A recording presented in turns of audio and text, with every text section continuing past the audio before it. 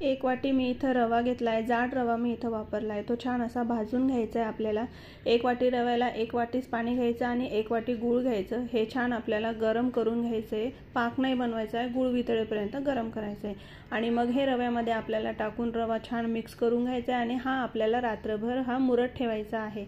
सकाळी उठल्यावर आपल्याला मैद्यामध्ये थोडंसं पाणी टाकून त्याचं असं पीठ मळून घ्यायचं आहे।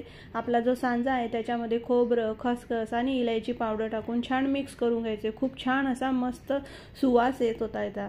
नंतर मग आता मैद्याची आपल्याला पारी लाटून घ्यायची आहे, त्याच्यामध्ये आपल्याला सांजा भरायचा आहे आणि इकडे इयरबड्सने मी थोडंसं पाणी साईडने लावलं आहे आणि त्याच्यावर दुसरी पारी आपल्याला ठेवायची आहे। त्यानंतर आपण चमच्याच्या साहाय्याने ते साईडचं असं कट करून घ्यायचं। तर झाली आपली सांजरी तयार।